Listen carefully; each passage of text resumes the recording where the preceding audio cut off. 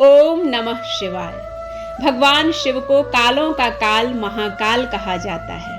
साक्षात मृत्यु में भी उनका सामना करने का साहस नहीं है। वे मृत्युंजय हैं, अविनाशी हैं, आदि हैं, अनंत हैं। भगवान शिव इतने भोले हैं कि वे अपने भक्त की पुकार पर दौड़े चले आते हैं, उन्हें मनचाहा वरदान देते हैं, उनकी मनोकामनाओं को पूरा करते हैं।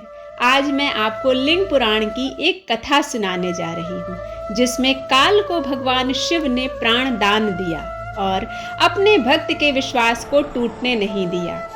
कथा के अनुसार भगवान शिव के परम भक्त श्वेत मुनि पर्वत पर एकांत में अपने आराध्य का ध्यान करते और उनकी पूजा करते थे। वे कहते थे कि मृत्यु उनका क्या कर सकती है। उन्होंने तो साक्षात महाकाल की शरण ली है। उनके आश्रम में शांति और आत्मविश्वास की पवित्रता झलकती थी। उनके तप के बल से आश्रम दिव्यमान था। श्वेत मुनि अपने जीवन काल के अंतिम पड़ाव में थे। वे मृत्यु से निडर होकर रुद्र अध्याय का पाठ कर रहे थे। उनके जीवन का अंतिम श्वास चल रहा था। अचानक वे चौंक पड़े। उनके समक्ष एक विकराल आकृति खड़ी थी। पूरा शरीर काला था और उसने काले वस्त्र धारण कर रखे थे। श्वेत मुनि ने अपने आश्रम के शिवलिंग को करुणामय होकर देखा और ओम नमः शिवाय मंत्र का उच्चारण किया। उन्होंने शिवलिंग को स्पर्श किया और उस विकराल आकृति से पूछा कि तुमने इस पवित्र आश्रम को अपवित्र करने की हिम्मत कैसे की। इस आश्रम को तो भगवान शिव की कृपा से अभय का आशीष प्राप्त है।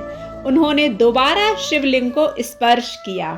उस विकराल आकृति वाले काल ने अपना परिचय देते हुए कहा कि अब आप पृथ्वी पर नहीं रह सकते हैं, आपको यमलोक चलना है। इस पर श्वेत मुनि ने शिवलिंग को अपने हाथों में कसकर पकड़ लिया और कहा कि तुमने शिव की भक्ति को चुनौती दी है। क्या तुम्हें नहीं पता है कि भगवान शिव तो स्वयं ही काल के भी काल महाकाल है। इस पर काल ने कहा कि शिवलिंग शक्तिहीन है, निश्चेतन है, पत्थर में महादेव की कल्पना एक भूल है।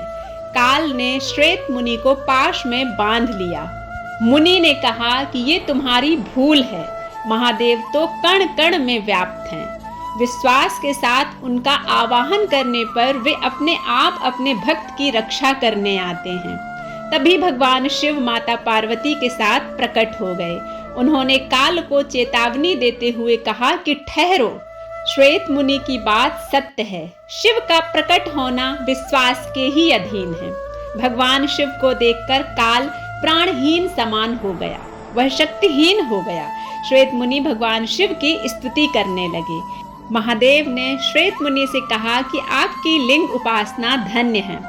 विश्वास की विजय होती है। नंदी के निवेदन करने पर महाकाल शिव ने काल को प्राण दान दिए और वे वहां से अंतर्ध्यान हो गए।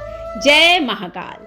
अगर आपको यह कथा अच्छी लगती है तो आप इसे लाइक करें, शेयर करें और सब्सक्राइब करना बिल्कुल ना भूलें। मिलते हैं एक नई कथा के साथ। तब तक के लिए ओम नमः शिवाय।